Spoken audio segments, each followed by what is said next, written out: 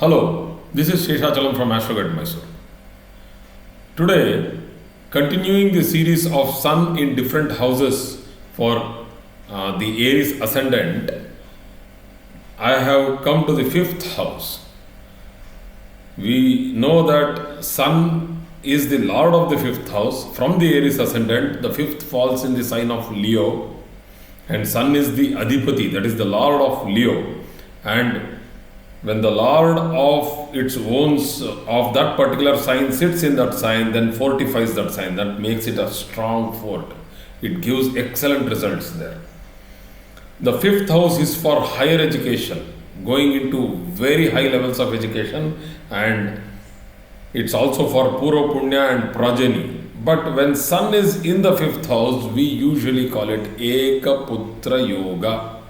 That is, one child who will be strong, valorous and great. So this is a very strong position of Sun, once again repeated. So it gives rise to a Raja Yoga, that is a king-like effect. Excellent in higher studies, knowledge, very high level of wisdom, high level of determination and judgmental powers. So discretionary power is very high. They know what is right and what is wrong. If this Sun is not malefically associated, because it is sitting in the fifth house now. Now we know that Sun is in its own sign, and it falls in over the nakshatras of Makha Nakshatra 1, 2, 3, 4, then Purva Phalguni Nakshatra, that is Pubba 1, 2, 3, 4, then Uttara Phalguni Nakshatra 1. So these are the 9 amshas, the 9 parts of the nakshatras in that particular sign of Leo. And that what constitutes the Rashi. The Rashis were not just formed, they were actually formed, defined by people on earth. So, but the nakshatras are always there in the cosmic sphere. So what I'm trying to tell here is that these placements of these nakshatras are already there static, and the planet which moves over that particular point will give us different effect due to the cosmic rays which pass through. So it's a little complicated thing. But anyway, the cosmic waves will keep passing through, and it encounters an object. Let us say an opaque object like a planet or sun, which sucks up all those cosmic rays of that particular nakshatra and then release it in a different manner, because it cannot hold energy. So this is how the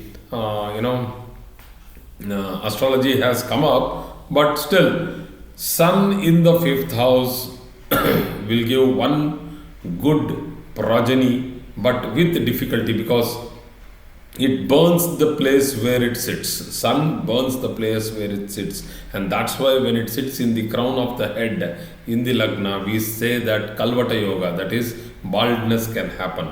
So same way, when it sits in the fourth house, it can give difficulty to the reproductive organs, like the sperm count can decrease, the ovaries can have some deformity, or the strength of it can come down. That is, the fertility strength can come down. But still, one good fortunate child. This native will be stubborn, short-tempered, very focused, some kind of autocrat kind of a behavior sometimes, because it is in the house of creativity and imagination. When Sun is there, it makes it very, peculiarly routine bound. The native will be highly routine bound.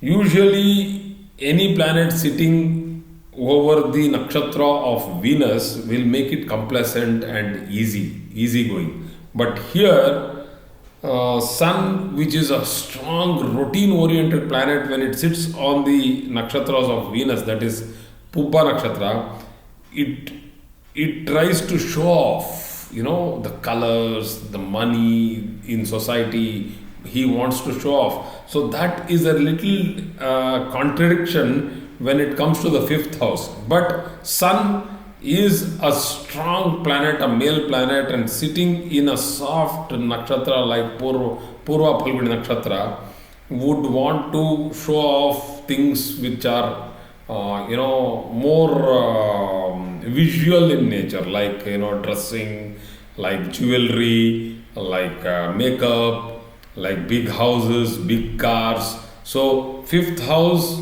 sun might make a person live a very extravagant life.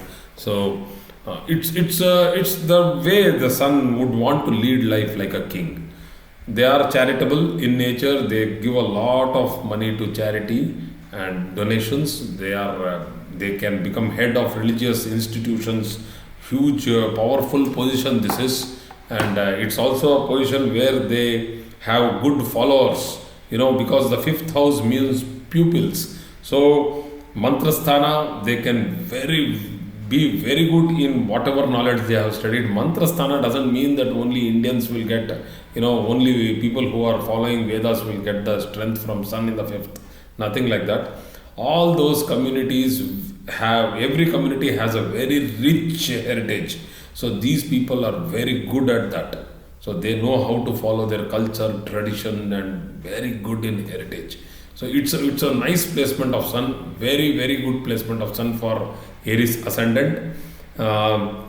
These people are very stable. They unnecessarily don't fluctuate. It's a fixed sign. Leo is a fixed sign, and sun in Leo, very stable. They want to sit in a place, rule it. So that's how it is. So they want to rule their office, in their office. They want to rule at their home. So they would want respect. So once respect is gained, they are very satisfied. Once the respect is not given, that is, if malefically posited sun, then this person will go through a lot of discomfort. Very adventurous. They want to, go on journeys. They want to go on trips. They want to go far away from their place, but again come back anyway. This is for all these what we call as excursions. So they are interested in theater. They are interested in stage performance. The fifth house, they can be literary, experts in writing novels, more fictitious, not fictitious, fiction oriented novels. They are very good at it. So this is a fantastic position. But because sun is in the fifth house, it can also create problems of BP, that is blood pressure, hypertension, problems of the cardiac, problems of the low density lipids, depending on what kind of a diet this person would follow. Because the fifth house is not the diet what he follows, the second house is what he follows. The fifth house is where it actually starts getting burnt, but that is the heart and the stomach. So sun represents hridaya, that is the heart. So my advice would be that people who are having fifth house sun in general would follow good sattvic diet, because sun usually wants to have a strong protein diet, but I would want you to follow a good sattvic diet rather than getting into too much of protein or too much of fat. So that's it for the fifth house. I hope I have covered short and crisp set of the Karakatwas. Thank you. God bless.